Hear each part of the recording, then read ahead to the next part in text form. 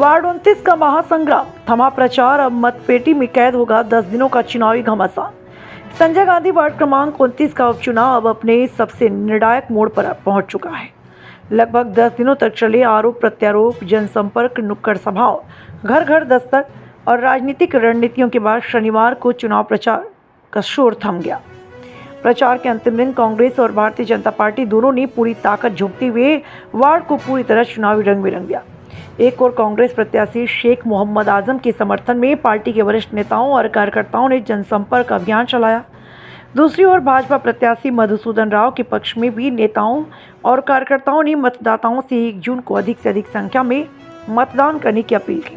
पूरे दिन वार्ड की गलियों में दोनों दलों के नारे गूंजते रहे और समर्थकों ने अपनी अपनी जीत के दावे पेश किए। चुनाव प्रचार के अंतिम दिन एक ऐसा घटनाक्रम भी सामने आया जिसने राजनीतिक गलियारों में चर्चा को जन्म दिया।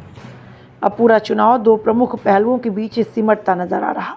हालांकि चुनावी गतिविधियों और नेताओं की सक्रियता के बावजूद वार्ड के आम मतदाताओं में वह उत्साह दिखाई नहीं दिया जिसकी अपेक्षा एक हाई प्रोफाइल उपचुनाव से की जा रही थी। टीवी इंडिया 18 न्यूज नेटवर्क की विशेष कवरेज चर्चा का विषय बनी।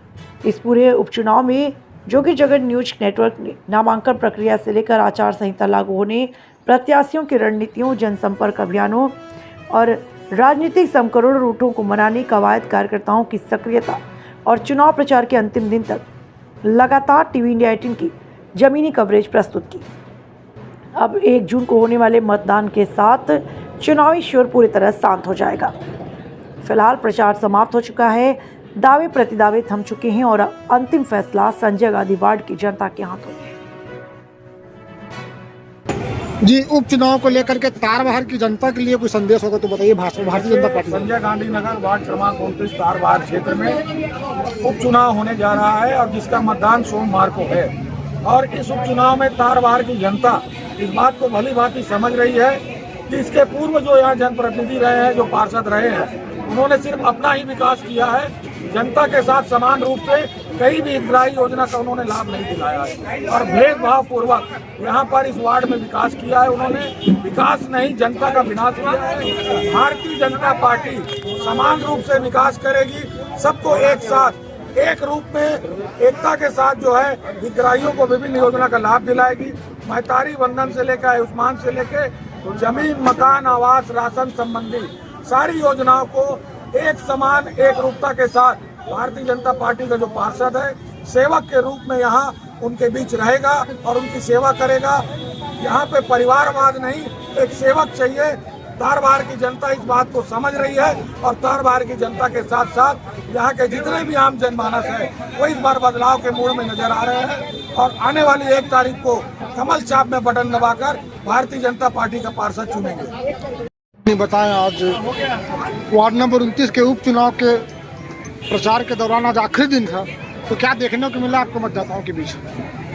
जिस दिन से वार्ड नंबर 29 के उपचुनाव की घोषणा हुई है उस दिन से लगातार भारतीय जनता पार्टी के सभी कार्यकर्ता मिलकर वार्ड में सघन जनसंपर्क कर रहे हैं और उसी कड़ी में आज अंतिम दिवस था इस जनसंपर्क का। इस जनसंपर्क के दौरान लोगों में अपूर्व उत्साह है और ये बात स्पष्ट रूप से दिखाई दे रही है कि लोग अब बदलाव चाहते हैं और लोगों को यह लगता है कि इस वार्ड के अंदर यदि सर्वांगीण विकास कोई कर सकता है तो वह भारतीय जनता पार्टी कर सकती है। परिवारवाद को लेकर के बहुत सारी चर्चाएं चल रही थी।